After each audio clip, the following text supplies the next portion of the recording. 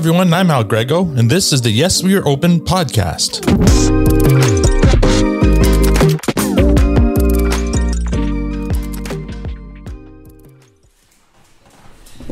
Merci.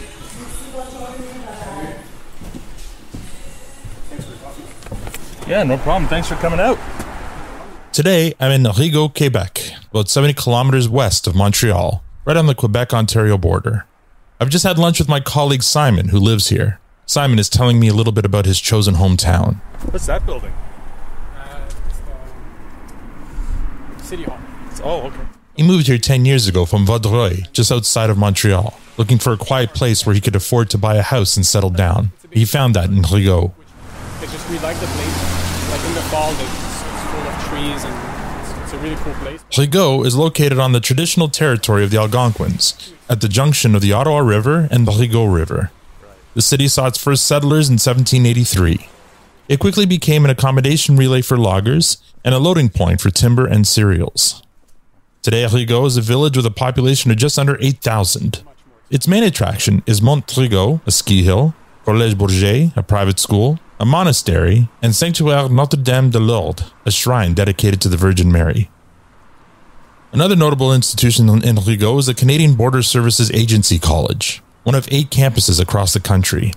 Rigaud's is a state-of-the-art training facility that can house 285 students, featuring 20 classrooms, a firing range, and a canine center of expertise.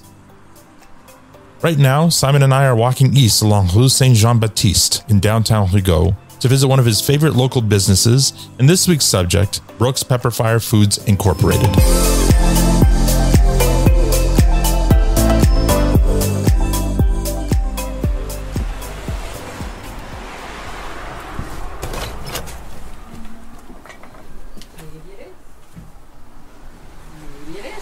Definitely it is. Hello. Hello. Hey, man. How's it going? Pretty good. Good. How I'm you Greg. doing? Nice to meet you, I'm Al. Yeah. How you doing? Just a random customer. I think you know. Just a random customer. I think you know Simon. Yeah. Simon and I are greeted warmly at the door by the owners, Tina and Greg. To the right is an office. To the left is a showroom displaying all of the different products for sale from the different brands that are made and bottled at their facility, from salsas to barbecue sauces, tomato sauces to curries, to something called molten chocolates. These are single source dark chocolate coating a scorpion pepper jelly. Okay, that sounds painful. Yeah, it is painful. You have to be prepared for it. So because it's painful, we've got on every bottle, we have a heat scale. Okay. Yeah. So this helps give people some security in what they're tasting. So what's the lowest and what's the highest in your scale? 0. 0? No, actually, -4. -4. Oh. -4. -4 is the lowest. What good is that? It actually is called the antidote. Oh, okay. And it takes pepper off your tongue. Oh, I see. Right? I mean, we're great at putting pepper on your Right, tongue. yeah. But it takes a true pepper master to take the pepper off your tongue. Like, where do you come up with these ideas? Are people just ask you to make something and you No, well, the bulk of them, yes, that does happen. They say, here, this is what I want to make. My grandmother used to make it. She uses this and that, and I'll come up with a recipe. Okay. And I'll fine-tune it to their palate. Right. But most of the stuff, which is mine, comes from the depths of my soul somewhere. Their flagship brand is Peppermaster. It's the one that features Greg's face on the label. So this one I started making when I was 8 years old in the Bahamas, where my family had moved from Montreal. Okay. And it's still one of my favorite. It's just peppers crushed in lime juice. And are you the handsome man on the label? How could you tell? Peppermaster alone has all sorts of varieties and flavors, from raspberry fire to Cajun morel to peachy keen barbecue. The flavors seem endless. And the hottest is the Carolina Reaper, which is the current Guinness World Record holder for the world's hottest pepper. Yeah, Can you eat that? I can. But Do I prefer to? No. Okay. Right? I would rather eat 10 times as much of a much milder pepper. Sure. Get more flavor, right? Do you make these on premises? Yeah. Where? Like, you have like right behind you. You have a kitchen or something? Yeah, we do have a kitchen. Come on, I'll show you. Yeah. Greg takes me on a tour of their kitchen and bottling facility in the back. And it's like a lab back here. Like, yeah, this something is, out of Breaking Bad. Oh. Yeah, no video. You're the third person I tell in 2 days that I don't cook men. There are about 5 people busy at work bottling Greek dressing for a new client of theirs. It's authentic Greek dressing. I can smell the garlic from here, yeah. Dude, yeah. the garlic, the oregano, the dill. When you guys go home after work, do you have to like have a long hot shower to get all the garlic? Yeah, you gotta keep your car clean too. Oh man. Yeah. It's an assault on all the senses, and a pretty impressive operation. Look at that thing. That's a serious machine there. Yeah, that actually keeps the product at a specific temperature while we fill it into the bottles in order to ensure that it's got that it's still pasteurized when it goes into the bottle. After my tour, Greg and I returned to the quiet of the showroom where I set up for our interview. Hi there, I'm Greg Brooks, and I am the Pepper Master and CEO of Brooks Pepperfire Foods. My name is Tina Smith Sullivan Brooks, and I am the co-founder of Pepper Master and the VP of Marketing for Brooks Pepperfire Foods. We're a food manufacturer, and recently we have been specializing in co-packing and supporting other food entrepreneurs in getting their products to market.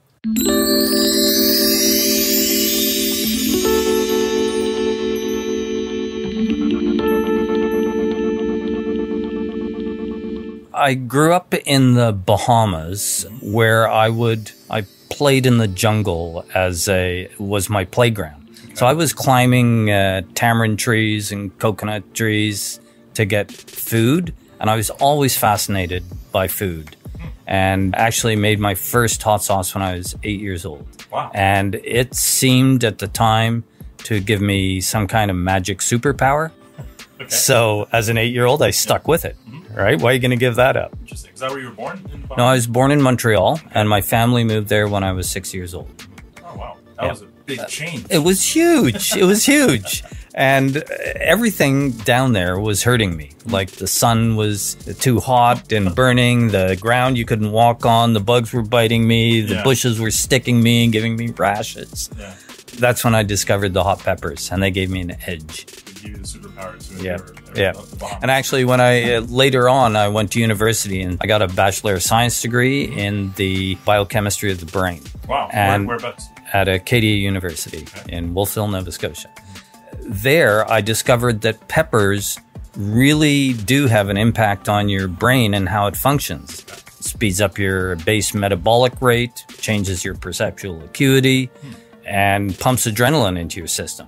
So, guess what? Those are superpowers. Sure, yeah, absolutely. It's, All right? It's almost like Popeye, Yeah, that's right. That's right. Can of spinach. Oh, I was born in St. John's, Newfoundland. Well, I moved around quite a bit as a kid because my dad was in the Air Force and then he moved into the post office, and so I've been everywhere in Canada. I've been everywhere, man. Don't put that on the air, I'll die. Actually, no, you're fine because that's me. That's my personality. So I came to Quebec with a youth program called Katima Vic. And I am actually autistic. I have a bad habit of pointing out inconsistencies with logic, because if it doesn't make sense to me, then there's something wrong.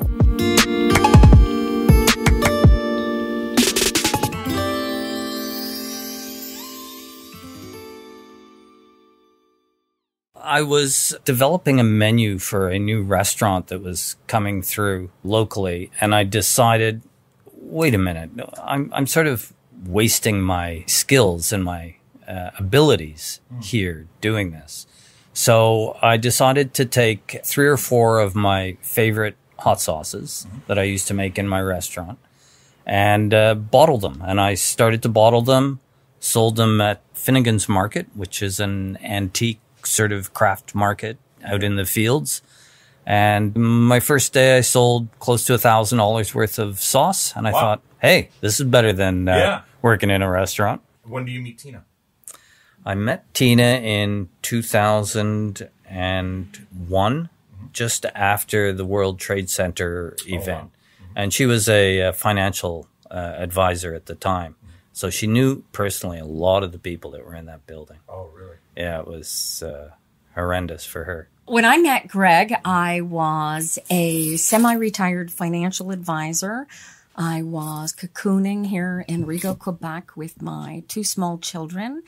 Fast forward, we were doing a plenary session for the coming year's agenda, and Greg happened to be the chef. So I was invited to the meeting, and he said, oh, we're going to have a chef cooking dinner. And I'm a sucker for a free meal. I was homeless as a teenager for a very short period of time, and I learned anybody offers you a free meal, you say, thank you very much. I'd enjoy the free meal because you never know when the next one's coming, right? So he swept me off my feet at this dinner, and we started dating a couple of weeks later. And shortly after Christmas, he asked me to marry him. And shortly after that, he moved in to our house here in Rigaud. And then Brum Fair happened. So we went out to Brum Fair. This is, guys, if you've never been to Brum Fair in Quebec, this is the camp-in fest of the summer. Anyway, we started going there so that the kids could have like a fun blowout to the end of their summer, etc. Yeah.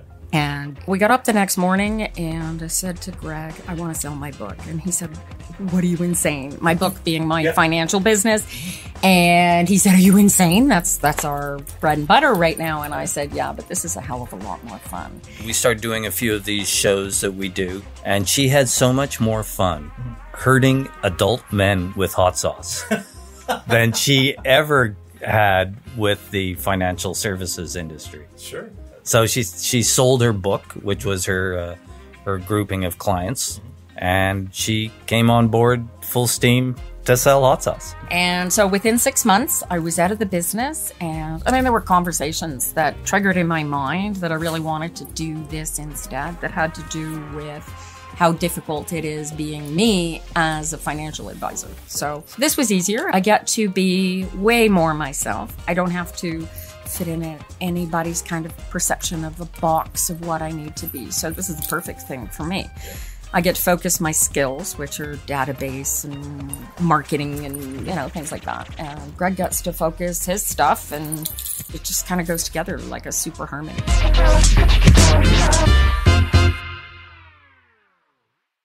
This business opened in 2004.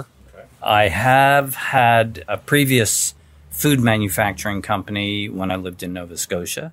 That began back in 78. Yeah, I owned a restaurant, and we started packaging the dessert sauces. And on the day that I sold more dessert sauces than I did meals in the restaurant, I said, hey, wait a minute. There's something here. Right. Why am I bothering with this restaurant? Exactly, which is high stress. Right. They make him make the jerk when we go to the Bahamas. Literally. Like, we're all exhausted from out playing on the ocean all day. We come in, we're on vacation, right? And they want the Canadian to make the jerk. The Canadian has to make the jerk, okay? That growing up in the jungle has an effect on you. Sure. I grew up all over Canada, so you can't get more Canadian than me. Right? Like, I know how to tap a maple tree. I can jig. I've caught salmon with my bare hands. I can pan gold. I've been all over this country, upside down, sideways. And I love this place. Yeah. And he takes the best of what this country is capable of growing, puts it into these jars for people, and he blows me away every time he comes up with a new recipe.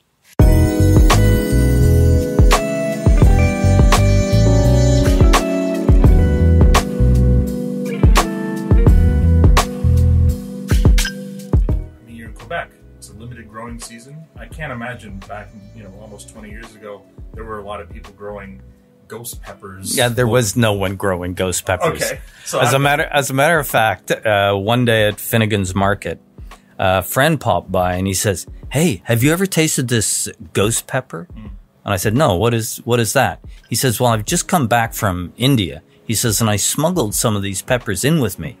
He says, "And I brought you a piece because I know that you'd appreciate it." So anyhow, I took a piece of it and I chewed it up, and oh my God, it was so much hotter than anything I'd ever experienced. I actually dropped to one knee. Wow. I thought I was going to pass out. And I gathered myself together and I said, okay, Peter, I want some seeds. Now they're all locally sourced, but in 2004, there was one U-pick that catered to East Indian community. And they had some habaneros and jalapenos, so that's what I started with. The jerk curry was one of the first ones. I married him for that sauce. The man makes the best. Oh my God. I don't know if he told you this story, but he studied under an Indian Madras chef. He's in Halifax. I met the guy. I had dinner in his restaurant. Man's brilliant.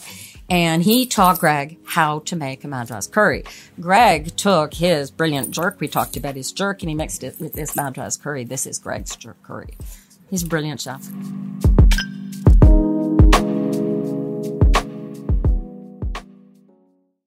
So when the cat was out of the bag and the folks at Rigaud find out that there's this hot sauce manufacturer in their own backyard, what was your initial reception? Were they happy to have you? No, they were terrified. Really? They were terrified. Peppers are not a common part of the local diet. Okay.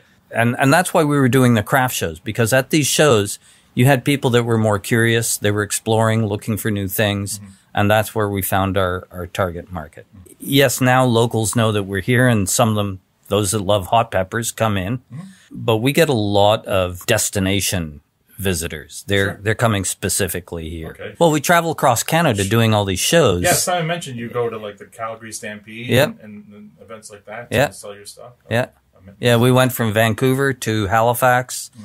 And a lot of places in between. We're doing about 120 days of shows a year. Wow. Yeah, and with this company, we get to be a little on the edge, a little crazy. Yeah. When you're sampling the world's hottest pepper to people, you're going to get some strange reactions. So from your stock here, you got, I think you said from -4 up to 28. Yep. What number do you land on? I like to hang out between 9 and 13. 9 and 13. Yeah. Nice 10 or 11 is my magic place. Mm-hmm. It's hot enough. I get great flavor, and it actually changes your headspace. You know, it releases neurotransmitters in the brain that are associated with happiness. Okay. So it feels good. So why would you stop?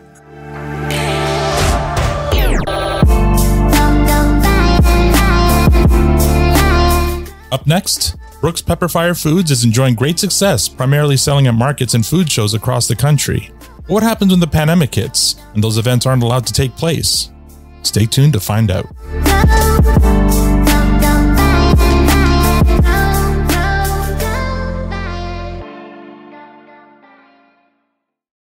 You're listening to Yes, We Are Open. Greg Brooks has taken his superpower of combining the heat from exotic peppers with other foods to create truly unique and delicious sauces.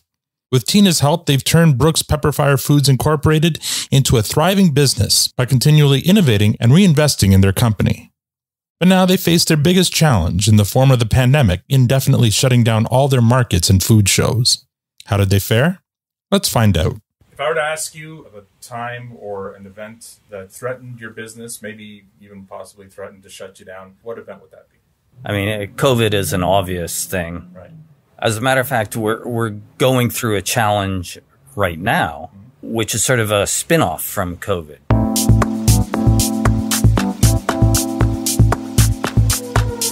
So the government was very nice, and they gave us, extra grants and money and loans and stuff, which increased our debt situation considerably. Right.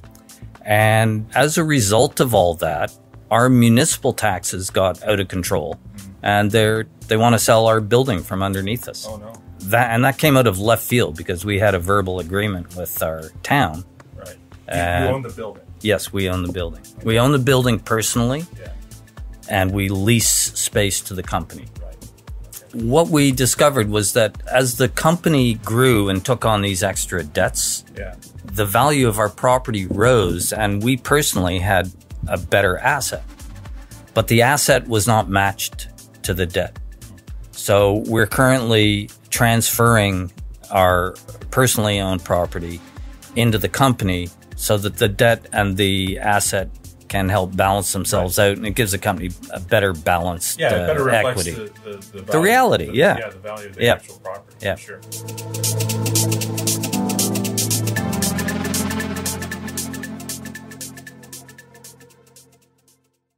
We set up that summer. We tried to keep things rolling. And then all the craft shows that we do across Canada, they were all canceled. And that was about 40% of our revenues. That's a big hit. It was huge.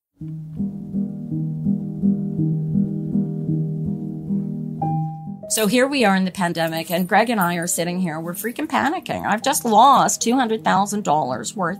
I'm going to cry thinking about it. I just lost $200,000 worth of income. I have no idea when or where. I'm lucky in that I'm at Agri-Foods and that I can stay in business and keep all of my employees working. How are we going to do this? And our friends and our customers and our neighbors have all said, we want you here. So please stay and please don't give up. And I'll tell you, when you hear from one particular customer who has literally been on the receiving end of difficulty their entire life. She is the mayor of Rigaud. She's the first trans mayor in all of North America. And she said to me, "Tina, ne lâchez pas." And in English, that means please don't give up. And the power and intensity with which she said it to me really, really drove home what we've done for this neighborhood and how important it is going forward.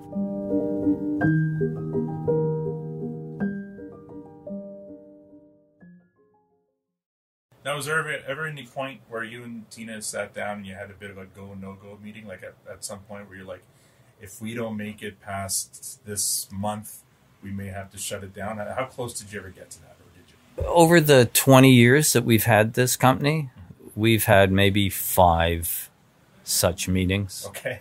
You know, where it's like... You just call them quarterly meetings now. No. Yeah, exactly. Exactly.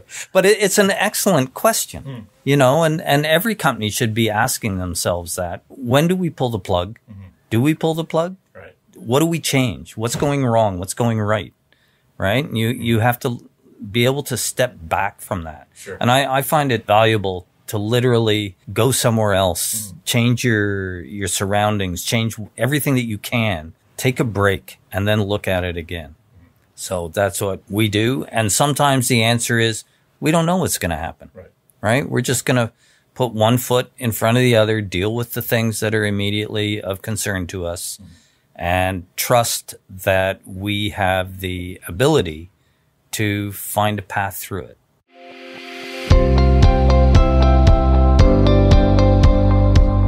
Fortunately, there's a company here in Montreal called Lufa Farms. They have built greenhouses on the top of abandoned industrial locations. Oh, okay. And they started buying local produce to sell to people because people weren't going to the grocery stores.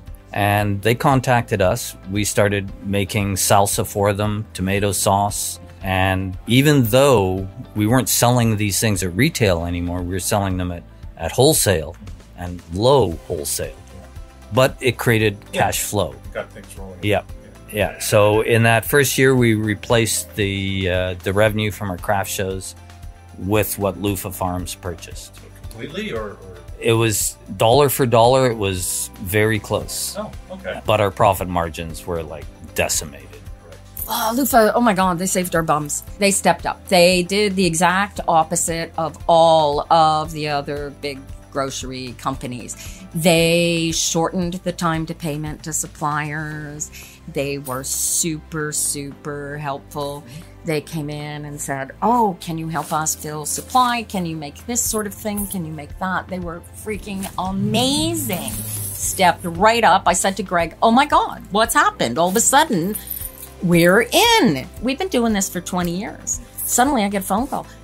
We're looking for local this. We're looking for local that. I hear you're the person to talk to. Well, yeah.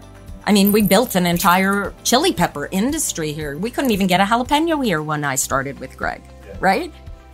We do 3 shows, one in Montreal, one in Toronto, and we continue to do the very first show that we ever did, which is at Brome Fair. So you went from 100 to none to now you're doing 3, but you're only doing 3 because you can, right? Because you've replaced some of that revenue. That's right. With Lufa. And also just prior to the pandemic, we had started co-packing for other companies. Now they all got slapped as well. So sales there dropped. We had about 15 clients prior to COVID, and we lost 7 or 8 or 9 of them during COVID. They just went out of business. The others, though, hung in there, and those that hung in there are doing very well now. Yeah. they had to adjust the same as you and came out of it a bit stronger, I guess. That's right. And what doesn't kill you makes you stronger. So true. I must say that our salesman that introduced us to Moneris has always been supportive and generous with his time. You know, some of these big companies, they forget that there's people at the other end of everything. And Moneris has been very good that way. And you can always call Simon. Exactly. And Simon will come over. Yeah. I mean, and he loves hot sauce. Yeah. So it's a beautiful relationship. Perfect.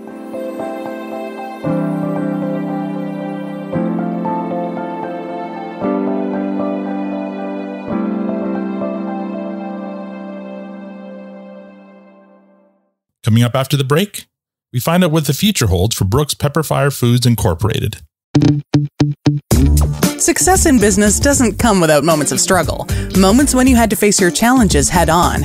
As the proud partner of Canadian business, Moneris plays a critical role in empowering businesses with the payment processing tools they need to succeed. Together, we are building stronger businesses where business owners everywhere can stand up to their challenges without slowing down. Moneris, proud partner of Canadian business.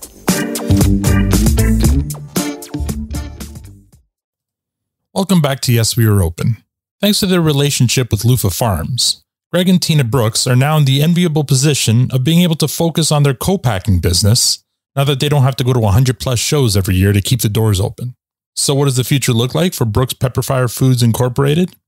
Let's find out. So what does the future look like for Brooks Pepperfire Foods? Oh, bright and shiny. Yeah. Very bright and shiny. Right now we are at pure momentum. Mm-hmm.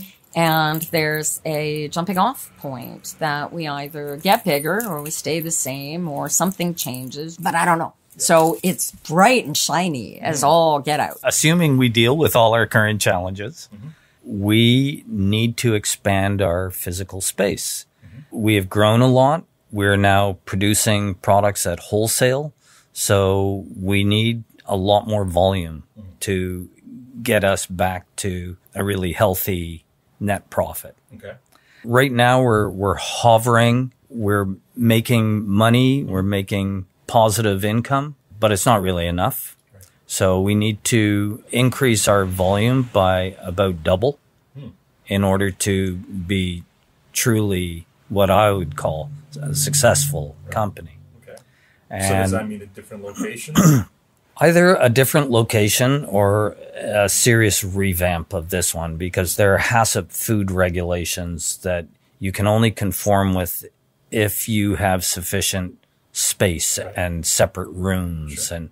And we're sort of, we've grown out of an artisanal situation. We have our new facility designed, so we do have a serious future in our mind. Yeah. Our biggest challenge is dealing with the loans and the debt that we accumulated during COVID, because it just makes the company look weak. Yeah. Whereas in fact, surviving COVID means you're strong. Yeah. Absolutely. All right. So we have new clients and they're all growing. It's like each of these clients is like having an executive VP of sales. I've got like 15 VPs of sales. Right. Yeah, and you just have to make sure you stay ahead. I just got to keep up with it all. Right. Yeah. So that's not a bad problem to have. No. Yeah. No, it's an excellent problem to have.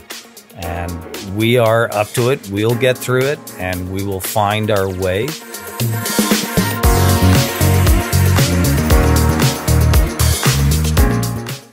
Our customers are in constant expanding mode. I'm constantly getting new producers calling me going, oh, I have this great recipe. I want to bring it to market. With the co-op, with all the other producers, eventually there will be this multi-service production place that will allow all these small producers to come on board. So there'll be one larger facility and maybe a couple of satellite facilities. And we expect great things. I mean, we have been a leader in this field, and we're not getting bumped out of top position.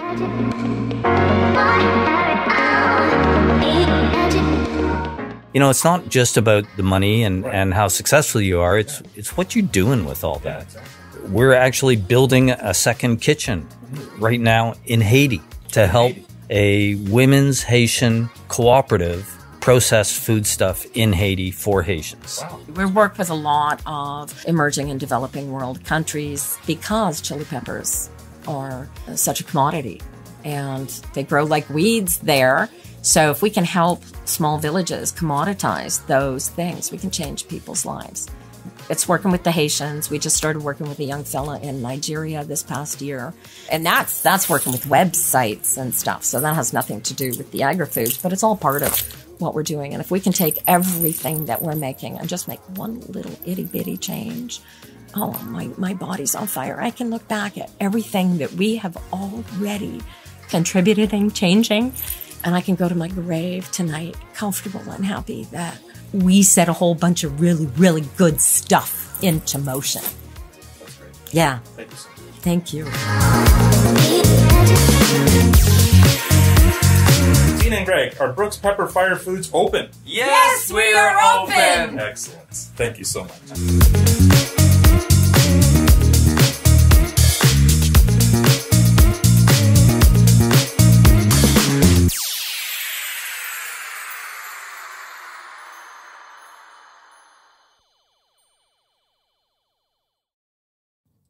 That's the story of Brooks Pepperfire Foods Incorporated.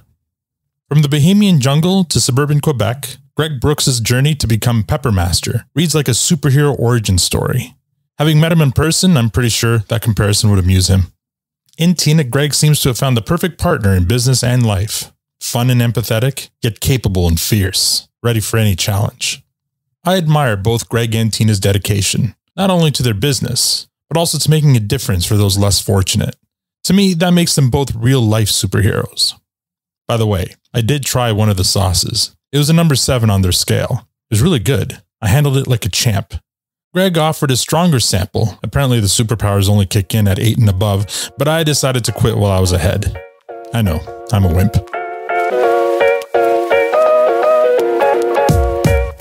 Yes, We Were Open is a Moneris podcast production. I'd like to thank Simon, Tina, and Greg for taking the time to share their story. You can learn more about Pepperfire Foods Incorporated at pepperfire.ca. Follow them on Facebook and Instagram, where they're at Peppermaster Shop. On Twitter, they're at Peppermaster, and on LinkedIn. For more information about this podcast, visit our site, yeswewereopenpodcast.com. If you'd like to support us, please rate us a review on Apple Podcasts or rate us on Spotify or wherever you get your podcasts. If you're a Canadian small business owner or know of one with an interesting story of perseverance to tell, I'd love to help tell it. You can contact me at podcast@moneris.com. Tune in next week for another story of small business struggle and survival on the Yes We Are Open podcast. I'm Al Rigaud. Thank you for listening.